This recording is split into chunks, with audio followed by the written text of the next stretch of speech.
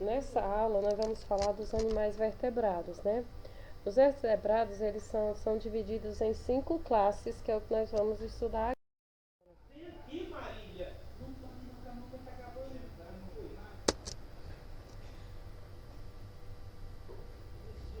Os vertebrados são animais que apresentam coluna vertebral, né? Nós, seres humanos, pertencemos a esse grupo. Na história da evolução dos vertebrados, provavelmente os peixes surgiram primeiro, então vieram depois os anfíbios, os répteis, né? Em seguida as aves e os mamíferos. Aqui está o esquema simplificado da linha evolutiva dos vertebrados, né? Primeiramente, como foi dito, surgiram os peixes, né? Anfíbios, em seguida os répteis. Dos répteis foram originados as aves e, por último, os mamíferos. Os peixes, eles são divididos em 2 grupos, que nós chamamos osteífes, que são os peixes que têm ossos formados por esqueleto, né? Desculpa, o esqueleto formado por ossos, e os condríctes, que são os peixes que têm o esqueleto formado por cartilagens. Um exemplo de peixes ósseos são esses peixes mais comuns, né, que nós costumamos consumir, né, que são cunaré, tilápias e demais. Como exemplo de peixes cartilaginosos é a raia, tubarão. Aqui está a imagem representativa de um peixe ósseo, né? Toda a estrutura do peixe ósseo, o pé, olhos, narinas, barbatanas, escamas, ânus, a linha lateral, tá? Pedúnculo. Em seguida, vem os anfíbios. Eles são animais de pele fina e úmida, na qual ocorrem pelos ou escamas externas. São animais que são incapazes de manter a temperatura do seu corpo constante por mecanismo externo.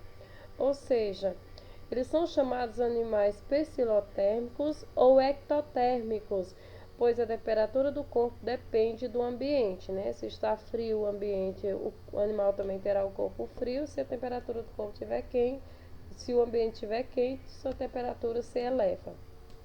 Eles são divididos em 3 grupos, né? No caso, os sapos, rãs, pererecas são chamados de grupo Anuros.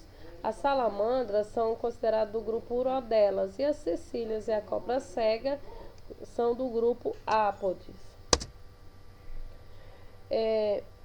Eles, os répteis, eles foram os primeiros vertebrados a conquistar definitivamente o ambiente terrestre.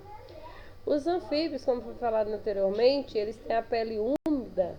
Eles dependem da água para sua sobrevivência. Eles não habitam totalmente o ambiente terrestre. Já os répteis foram o primeiro grupo, né, de vertebrado a conquistar definitivamente o ambiente terrestre. Ou seja, eles são capazes de viver totalmente em ambientes terrestres, né? Eles possuem uma casca calcária envolvendo ovo e pele impermeável, sem glândulas. Normalmente eles possuem o corpo também revestido por escamas epidérmicas, né, por placas córneas ou placas ósseas, formando uma carapaça que protege o corpo do animal contra a desidratação. Nesses animais também, eles já possuem, a maioria deles são ovíparos, né, ou ovovivíparos, ou seja, eles já colocam ovos, né, ovos amnióticos, ou seja, são ovos que possuem uma casca e possuem um âmnio. Aqui está a imagem de alguns répteis, né? São divididos nos grupos lacertídeos, que são os lagartos, os ofídeos, que são as serpentes, né? Os quelônios, que têm como representante principal as tartarugas, e crocodilianos, né? São do grupo dos crocodilos. Em seguida vem as aves, né? Elas constituem uma classe de animais vertebrados endotérmicos, quer dizer, sua temperatura do corpo não varia de acordo com o ambiente, ao contrário do grupo de répteis, como nós acabamos de ver anteriormente, né? Eles são ovíparos, caracterizados principalmente por possuírem penas, apêndices locomotoras anteriores modificadas em asas, bico, córnea e ossos pneumáticos, que são aqueles ossos oco, que são adaptações, né, para que esse animal possa levantar voo. E, além dos ossos pneumáticos, possuem algumas outras adaptações, como desenvolvimento de penas, aquisição de sistemas de sacos aéreos, postura de ovos, presença da quilha, né, que é um osso que só possui esse grupo de animal, né, também chamado de carena, que é o osso do peito, na qual se prende os músculos que movimentam as asas. A ausência de bexiga natatória e uma glândula chamada glândula uropigiana, né, que ela fica localizada acima da cloaca, aonde elas secretam um óleo, né, que eles passam em suas penas através do bico. Os mamíferos. Os mamíferos constituem uma classe dos animais vertebrados que se caracterizam pela presença de glândulas mamárias nas fêmeas, né, que produzem leite para a alimentação dos filhotes, e a presença de pelos ou cabelos.